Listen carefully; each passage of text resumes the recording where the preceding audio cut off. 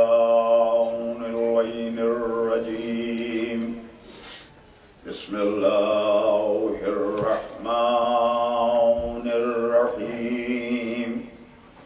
الحمد لله رب العالمين خالق السماوات والأرضين ومالك يوم الدين، والصلاة والسلام على أشرف الأنبياء والمرسلين وخاتم النبيين أبي القاسم محمد. اللهم صل على محمد وآل محمد وآل الطيبين الطاهرين المعصومين المظلومين الصديقين الغر الميامين.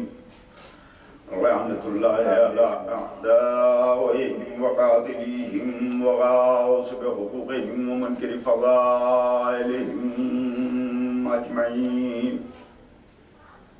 أما بعد فقد قال الله تبارك وتعالى في كتابه المبين وقوله الحق.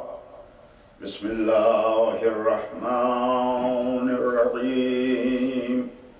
بل هو آيات بينات في صدور الذين أوتوا العلم وما يجحد بآياتنا إلا الظالمون. صلوات پڑھنا ایک بار مل کر. اللهم صل على محمد وآل محمد.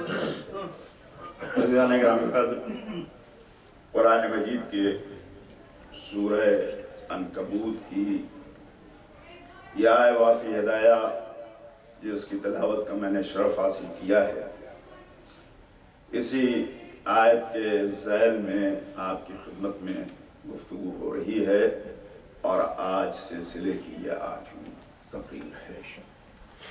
ارشاد باری تعالیٰ ہے کہ آیات و بینات کے لیے اس نے منتخب کر لیا ان سینوں کو کہ جنہیں علم دیا جا چکا ہے. وَمَا يَجْحَدُ بِآيَاتِنَا إِلَّا الظَّالِمُونَ. ان آیات و بینات کا انکار سوائے ظالمین کے اور کوئی نہیں کرے گا. عزیزان گرامی، گفتگو اس موضوع کے تحت ہو رہی ہے کہ اہل بیت اور قرآن کا کیا رشتہ ہے، ایک دوسرے سے کیا تعلق ہے. میں نے آپ کی خدمت میں پچھلی تقاریر میں آیات قرآن مجید کا سہارا لے کر اس تعلق کو، اس رشتے کو، اس کلوزنس کو بیان کرنے کی کوشش کی ہے کہ دونوں ایک دوسرے کے ساتھ ہیں. نہ اہل بیت کے بغیر قرآن ہے اور نہ قرآن کے بغیر اہل بیت. سبحان اللہ سبحان اللہ. دونوں ایک دوسرے کے ساتھ ہیں اور دونوں ایک دوسرے کو متعارف بھی کرا رہے ہیں. دونوں نے ایک دوسرے کو انٹروڈیوس کرایا ہے، اور صرف انٹروڈیوس ہی نہیں کرایا بلکہ آل محمد نے آیات الہی کو عملی جامہ پہنا کر دنیا کے سامنے پیش بھی کیا. سبحان اللہ سبحان اللہ. اور فرمایا آپ نے، میں نے اسی سلسلے میں آپ کی خدمت میں عرض کرنے کی کوشش کی کہ قرآن کی بیشتر آیات ایسی ہیں کہ جو بہت ہی کھل کر اوپنلی اہل بیت کا ذکر کر رہی ہیں، اور خصوصی طور پر مولا کائنات امیر المومنین حضرت علی ابن ابی طالب. اللهم صل على محمد وآل محمد. اسی گفتگو کو میں آگے بڑھا رہا ہوں. عزیزو، آپ قرآن مجید پڑھتے ہیں اور کچھ ایسے سورے ہیں کہ جن کی برابر تلاوت ہوتی رہتی ہے، جس میں سورہ حمد تو ایسا سورہ ہے کہ جس کی تلاوت کے بغیر کوئی نماز ہی نہیں ہو سکتی. اگر ذرا سا بھی غور کریں تو آپ کو پتہ چلے گا کہ سورہ حمد یہ سورہ فاتحہ بھی کہا جاتا ہے، جسے فاتحۃ الکتاب کہا جاتا ہے، اس سورے میں ابتدائی میں ذکر ہو رہا ہے، ابتدائی میں ذکر ہو رہا ہے قرآن مجید کے اس سورے میں۔ اور وہ سورہ جیسے آپ کہتے ہیں بسم اللہ الرحمن الرحیم الحمدللہ رب العالمین، اور فرمایا آپ نے جہاں آپ لفظ رب پر پہنچے وہیں اشارہ ہو جاتا ہے کہ یہ رب منزل معرفت پر نہ پہنچتا اگر کوئی اسے پہچاننے والا نہ ہوتا، اسے پہچانوانے والا نہ ہوتا۔ کیا ہے رب؟ دو لفظ ہیں، دو حرف ہیں، دو الفابیٹس ہیں، اور کیا ہیں آپ بتائیے؟ رے اور بے۔ ذرا غور فرمائیں آپ نے، صحیح، بے شک۔ اور یہ بے پہچانا کہے سے جاتا ہے؟ اگر اس کے نیچے نقطہ نہ دیا جائے، اور فرما رہے ہیں آپ، اگر یہ نقطہ نہ دیا جائے تو بے رہے گا نہیں۔ نقطہ ہٹا کے ذرا رے کے ساتھ پڑھ کے بتائیں مجھے آپ، کچھ نہیں۔ تو یہ بے پہچانا ہی گیا ہے اس نقطے سے جو بے کے نیچے ہے تحت الباء۔ سبحان اللہ۔ اور فرمایا آپ نے یعنی رب ہے اگر یہ نقطہ نیچے دیا ہوا ہے۔ توجہ چاہتا ہوں میں آپ کی، ذرا غور فرمایا آپ نے، یہ نقطہ اگر آپ نے ہٹا دیا درمیان سے تو صرف رے رہ جائے گا، اور ایک کشش ہے جو کھچی ہوئی ہے، اس کے علاوہ کچھ نہیں ہے۔ اب اگر اس نقطے کو پہچان لیا تو معرفت رب ہے، اور اگر اس نقطے کو نہ پہچانا تو رب کی معرفت نہیں مل سکتی ہے۔ اسی لیے فرمایا انا النقطۃ تحت الباء، میں وہ نقطہ ہوں جو بائے بسم اللہ کے بے کے نیچے دیا گیا ہے۔ اگر یہ نقطہ نہیں ہے تو پھر اسے پہچانا نہیں جا سکتا ہے۔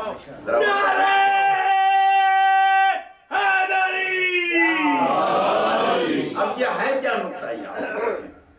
قرآن مجید میں سورہ حمد کے صفات میں یہ لکھا ہوا ہے کہ سارے کا سارا قرآن سمٹ کے سورہ حمد میں۔ آپ روز سنتے رہتے ہیں، مگر مجھے جس طرف آپ کو لے کے جانا ہے جس منزل پر، اس کے لیے یہ تمہیدی گفتگو بہت ضروری ہے۔ سارا قرآن مجید سمٹ کے آیا ہے سورہ حمد میں، سمٹ کے آ گیا۔ سورہ حمد سمٹا تو کاہے میں سمٹا؟ بسم اللہ الرحمن الرحیم میں سمٹا ہے، اور بسم اللہ کس میں سمٹا؟ بے میں سمٹا۔ ذرا غور فرما رہے ہیں، اور مولا فرماتے ہیں کہ میں وہ نقطہ ہوں جو بے کے نیچے۔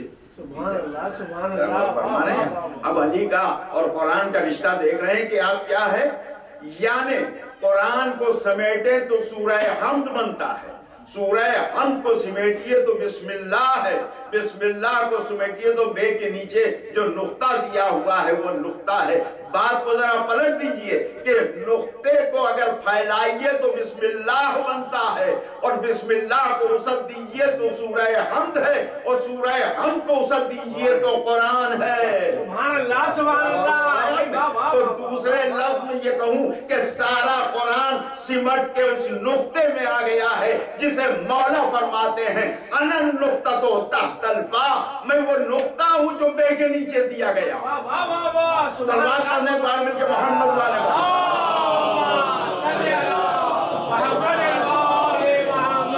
بہت سنا ہے آپ نے یہاں تک۔ اب ذرا دیکھیے کیا ہے سورہ حمد ہے کیا، ان کے فضائل ہیں سورہ حمد میں۔ یوں سورہ حمد کو دیکھیے تو یہ ایک دعا بھی ہے، اللہ کی بارگاہ میں مانگنے کا ایک سلیقہ ہے جسے خود پروردگار عالم نے بتایا ہے کہ اگر تم میری بارگاہ میں آ رہے ہو تو تمہیں کس طرح سے سوال کرنا ہے، کس طرح سے تمہیں مانگنا ہے۔ میرے عزیزو، ہر جگہ کی کوئی ڈسپلن ہوتی ہے، کوئی نظم ہوتا ہے، کوئی ضبط ہوتا ہے، کوئی اصول ہوتا ہے، کوئی قانون ہوتا ہے۔ بے شک چاہے روزمرہ کی زندگی میں آپ دیکھ لیں، اگر آپ کو کسی کے سامنے سوال کرنا ہے، کچھ حاصل کرنا ہے، تو ایسا نہیں کہ جا کے اسے جھنجھوڑ کے اور کہیے گا یہ ہمیں دے دیجئے، ہم کو اس کی ضرورت ہے یا نہیں؟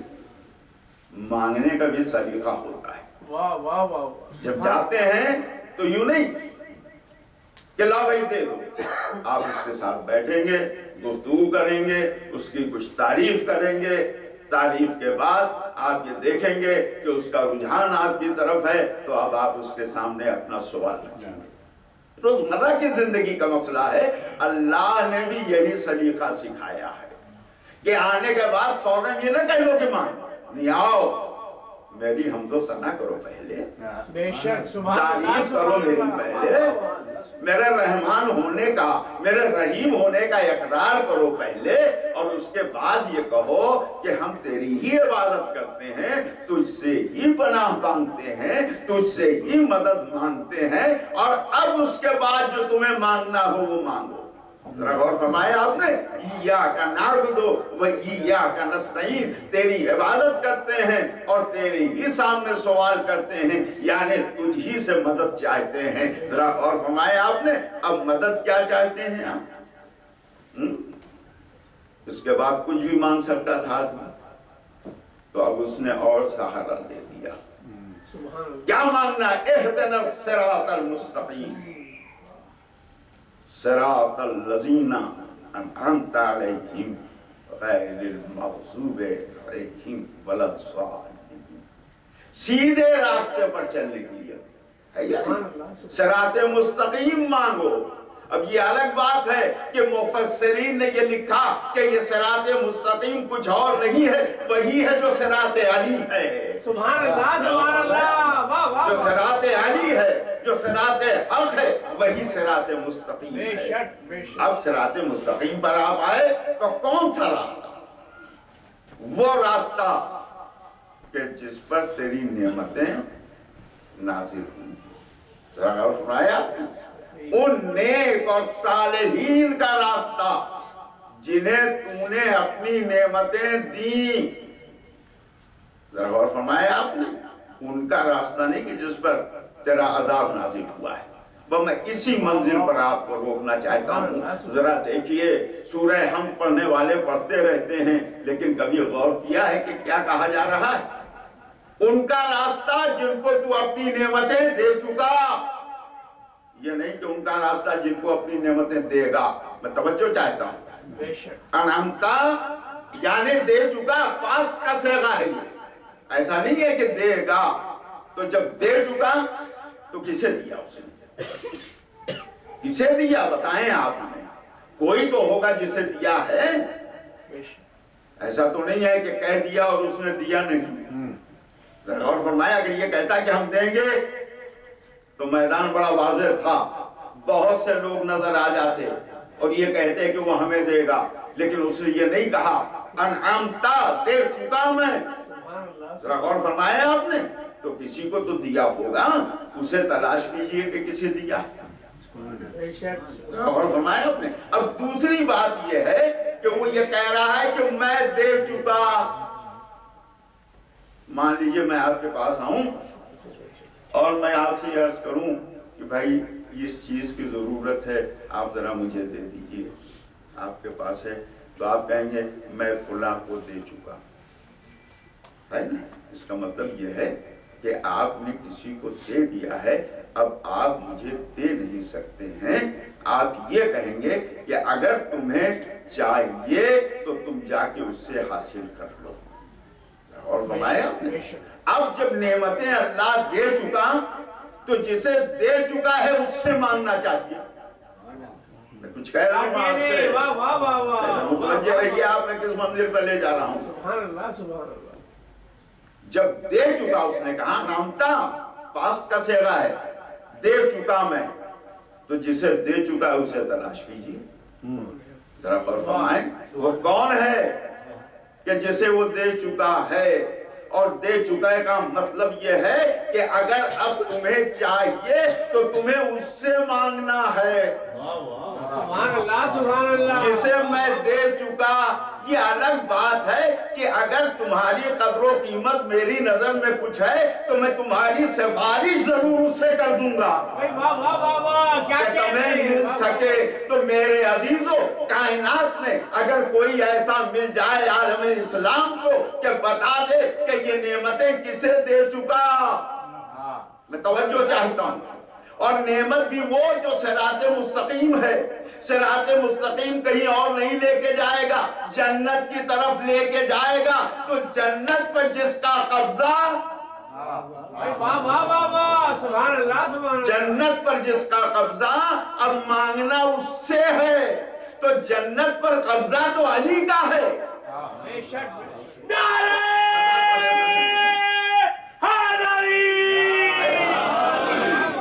और फरमाया आपने तो लेना तो अली से है। तो कुरान का ये सूरा इशारा कर रहा है कि अगर तुम्हें कुछ मांगना है तो उससे मांगो कि जिसे मैं दे चुका हूं और जिसे दिया है वो अली है। और अगर न दिया होता तो कभी आप ये न सुनते कि महशर में एक बार आके खड़े हो जाएंगे और आने वाले आएंगे। तो जो आएंगे उनमें कुछ ऐसे होंगे जो जन्नत वाले होंगे, कुछ ऐसे होंगे जो जहन्नम वाले होंगे। जहन्नम वाले जो होंगे उन्हें कहेंगे ये तेरे हिस्से के, जन्नत वाले जो होंगे वो ये कहेंगे कि मेरे हिस्से के। है ना? तो बस यहाँ तक लाना था ताकि जहन में बात आपके ताजा हो जाए। और आज जो मुझे आपकी खिदमत में अर्ज करना है वो जरा फजाइल सुनिए कि क्या है। सुभान अल्लाह सुभान अल्लाह। देखिए जरा कुरान किस तरह से इन्हें बयान कर रहा है। अजीब मंजिल है मेरे अजीजों। देखिए मैं अभी आपकी खिदमत में अर्ज कर रहा था कि सूरह हमद ऐसा सूरा है कि जिसके बगैर नमाज नहीं हो सकती ना। श्योर, सब श्योर है। बगैर सूरह हमद के नमाज नहीं हो सकती ना। अगर मैं बता दूं कि एक नमाज बगैर सूरह हमद के भी है तो, और आपने बहुत पढ़ी है उसको, और हमारी भी पढ़ी जाएगी। वहशत में तो है, वहशत नमाज जनाजा में सूरह हमद है नहीं। न रुकू न सजदा न सूरह हाँ है कहीं। तो बगैर सूरह हम के अगर नमाज नहीं होती तो ये नमाज कैसे हुई? कहाँ रोका है मैंने आपको लाके? अगर सूरह हम जाने नमाज है, रूह नमाज है, तो ये नमाज कैसे हो गई? बताएं। इसमें तो सूरह हमद है नहीं। तो इसका मतलब है कि रूह नमाज कुछ और है, जाने नमाज कुछ और है। ये अलग बात है कि हम सूरह हमद को समझ रहे हैं, है ये नहीं।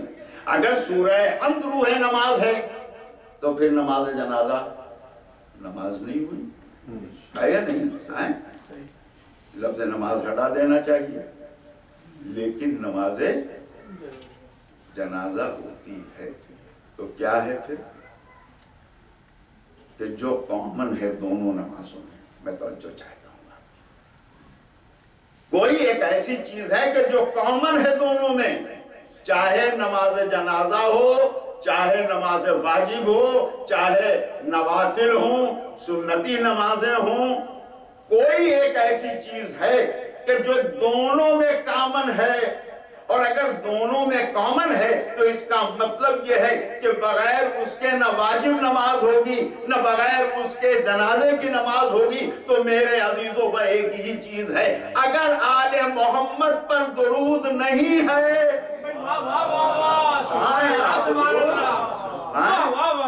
अगर आले मोहम्मद पर दुरूद नहीं है, इमाम शाफई ने यही कहा, अहले बैत अतहार आपके मर्तबे के लिए यही क्या कम है कि अगर नमाज में तशहुद के बाद आप पर दुरूद न पढ़ा जाए तो मुसलमान की नमाज ही कबूल नहीं है।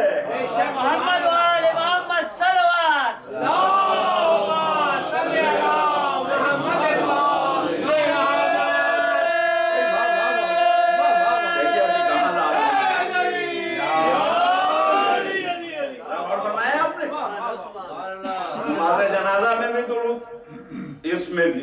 یعنی اگر آل محمد کا ذکر نہیں ہے تو نماز نہیں ہے میرے عزیزو، یاد رکھیے گا۔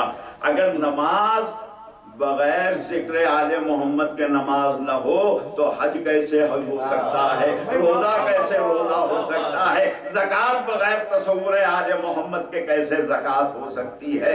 یہ ہے تو سب ہے۔ اسی لیے پیغمبر نے کہا اے اہل بیت تمہاری محبت دین ہے۔ ذرا اور فرمایا بغیر تمہاری محبت کے دین منزل تکمیل تک نہیں پہنچ سکتا ہے۔ ایک منزل اور آگے بڑھ کے آپ کی خدمت میں عرض کرنا چاہتا ہوں میرے عزیزو، اب دیکھیے یہ نماز بھی کتنی پابند ہے۔ شاید ایک میسج ہو جو پہنچ جائے آپ تک مولا کے صدقے میں، ہے یا نہیں؟ نماز جنازہ کے لیے چاہے کسی مومن کی ہو رہی ہو چاہے کسی مومنہ کی ہو رہی ہو، اگر آپ گزر رہے ہیں ادھر سے اور آپ کو اطلاع مل جائے تو شرع نے یہ کہا ہے کہ دوڑ کے جاؤ اس نماز میں شریک ہو، فوراً جاؤ اس میں شریک ہو جاؤ نماز میں۔ یہ نہ دیکھو وضو ہے یا نہیں، غور کر رہے ہیں آپ؟ وضو کی ضرورت نہیں۔ یہ بھی نہ دیکھو کہ بھئی کپڑے پر کچھ چھینٹے اوٹے پڑ رہے ہیں، نہ وضو کی ضرورت ہے، نہ تمہیں یہ دیکھنا ہے کہ یہ لباس پاک ہے یا نہیں ہے۔ جاؤ، جلدی جاؤ، نماز میں کھڑے ہو جاؤ۔ کیوں؟ کبھی سوچا ہے آپ نے؟ سنا تو آپ نے بہت ہوگا، پڑھا بھی ہوگا، لیکن آپ نے سوچا ہے کیوں؟ اس لیے کیوں اتنی تاکید کی گئی ہے نماز جنازہ کی، مومن یا مومنہ کی؟ پیغمبر اسلام کی حدیث ہے۔ کیا حدیث ہے؟ کہ اگر پروردگار عالم نے مومن یا مومنہ کی مغفرت کرنی ہو تو جو نماز پڑھے گا اس کی بھی مغفرت ہو جائے گی۔ سبحان اللہ، سبحان اللہ، واہ واہ واہ۔ نہیں سب بات پڑھائیں مل کے محمد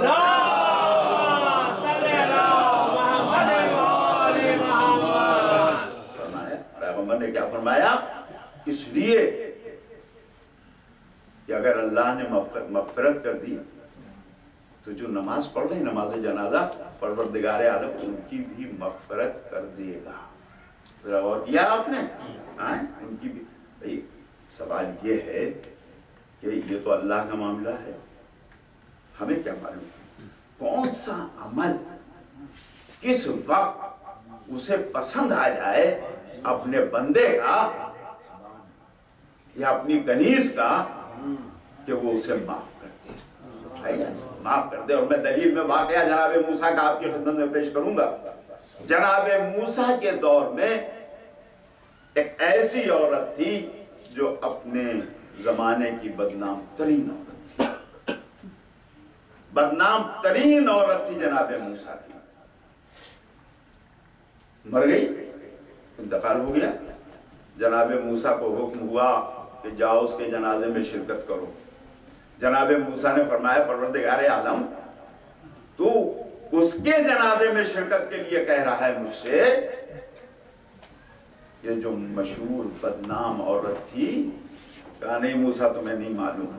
کہا پروردگار عالم بہتر تو جاننے والا ہے، تیرا حکم ہے میں ضرور جاؤں گا، لیکن ذرا بتا دے کہ حکم کیوں دے رہا ہے۔ کہا موسیٰ تمہیں پتا نہیں ہے، میرا ایک دیدار بندہ اس کے دروازے پر آ گیا تھا اور جیسے اس نے دروازہ کھول کے اسے دیکھا اپنا دروازہ بند کر دیا۔ کہا یہ تمہاری جگہ نہیں ہے۔ بھئی یہ عمل اتنا مجھے پسند آیا کہ میں نے اس کی گناہوں کو معاف کر دیا۔ سبحان اللہ، سبحان اللہ، واہ واہ واہ۔ میں نے اس کی گناہوں کو معاف کر دیا ہے اس لیے کہ اس نے میرے ایک دیدار بندے کو گناہوں میں ملوث ہونے سے بچا لیا۔ ذرا غور فرمایا آپ نے؟ یہ عمل اتنا پسند آیا اللہ کو کہ اس نے جناب موسیٰ سے کہا کہ جاؤ جنازے میں شریک ہو جاؤ۔ میرے عزیزو اللہ کو کون سا عمل کا پسند آتا ہے یہ ہم اور آپ نہیں جانتے ہیں۔ ہمیں کیا پتا کہ جس وقت موت آ رہی تھی اس نے اللہ کی بارگاہ میں توبہ کر لیا ہو، روح قبض ہو رہی تھی اس نے توبہ کر لیا ہو۔ وہ تو معاف کرنے والا ہے، غفور الرحیم ہے، اس نے معاف کر دیا ہے۔ کیا ہوگا تو یہ ہوا کہ جب نماز ہو رہی ہو، توجہ سے سنیں گے آپ، کہ یہ ہوا کہ جب نماز ہو رہی ہو اور تم دیکھ لو یا تمہیں پتا چل جائے تو جلدی سے دوڑ کے جاؤ اور شریک ہو جاؤ اس نماز میں. ہو سکتا ہے کہ اللہ نے مرنے والے یا مرنے والی کی مغفرت کر دی ہو تو تم نماز جنازہ پڑھو گے تو تمہاری بھی مغفرت ہو جائے گی. اور محمد وآل محمد صلوات.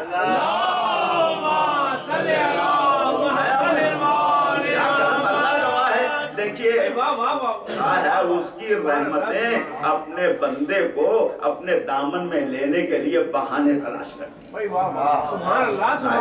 کسی بہانے آ جاؤ تم میری رحمت میں. کہاں بھاگے جا رہے ہو, کدھر چلے جا رہے ہو؟ میں تو تمہیں بلا رہا ہوں رحمت کی طرف. ذرا غور کیا آپ نے؟ بہانے سے بلا رہا ہوں کہ اسی بہانے تم آ جاؤ. تم ہو کہ منہ پھیرے ہوئے چلے جا رہے ہو. صلوات پڑھنے ایک بار مل کے محمد والے. دیکھیے جس منزل پر آپ کو لانا تھا مجھے, ہم کون گنہگار ہیں یا نہیں؟ گنہگار نہ ہوتے تو معصوم ہو. تو تعریف ہے, ہم معصوم تو نہیں ہیں. اس کا مطلب ہے ہماری زندگی میں لغزشیں ہیں, خطائیں ہیں, گناہیں ہیں, معصیت ہے یا نہیں ہے؟ اور اللہ معاف کر دیتا ہے. ہم گنہگار مریں اور اگر اللہ نے معاف کر دیا ہے تو ہمارے پیچھے جو نماز پڑھ رہے ہیں ان کی گناہوں کو بھی اللہ معاف کر دیتا ہے یا نہیں؟ ان کی گناہوں, یعنی ایک گنہگار مرتا ہے اور اگر اللہ مغفرت کر دیتا ہے تو جتنے بھی گنہگار اس کے پیچھے نماز پڑھ رہے ہیں ان کی مغفرت ہو جاتی ہے. تو انصاف سے بتائیے گا کہ جب معصوم کی نماز جنازہ ہو رہی ہو, سبحان اللہ سبحان اللہ, آپ مجھے نہیں جہاں لے جا رہا ہوں میں, معصوم کی نماز جنازہ ہو رہی ہو تو جتنے پیچھے پڑھیں گے, ارے اس میں کوئی سوال ہے؟ اما ہم گنہگار مریں اور مغفرت ہو جائے تو ہمارے پیچھے جو گنہگار پڑھ رہے ہیں ان کی بھی مغفرت ہو جائے گی, ہے یا نہیں؟ تو وہ کتنے بد نصیب تھے کہ جنہیں رسول کی نماز جنازہ نہیں ملی. سبحان اللہ سبحان اللہ.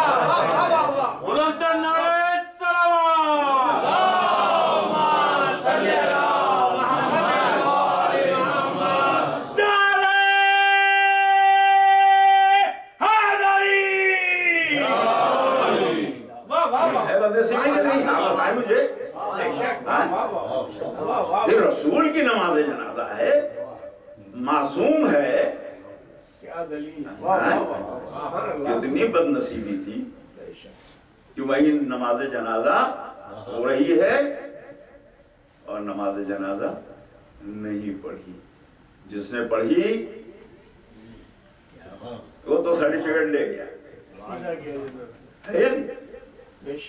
جو بیچارے کار دنیا میں ملوث تھے, اسلام بچاتے رہے,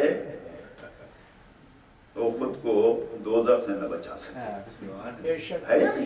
اب دیکھیے جو بات میں عرض کرنا چاہتا ہوں, دیکھیے یا معصوم کی نماز جنازہ مل جائے اور یا معصوم نماز جنازہ پڑھا.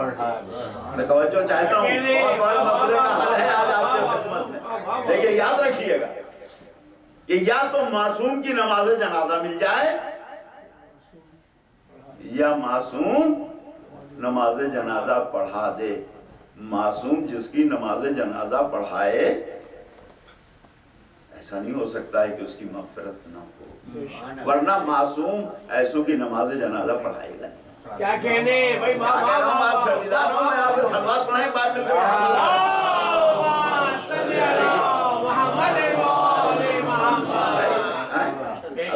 یا معصوم پڑھا دے یا معصوم کی نماز جنازہ پڑھی جائے. اب میں آپ سے کہتا ہوں کہ ذرا مدینے کی تاریخ اٹھا کے دیکھ لیجئے. آپ مدینے کی تاریخ اٹھا کے دیکھ لیجئے کہ کسی معصوم کی نماز جنازہ ملی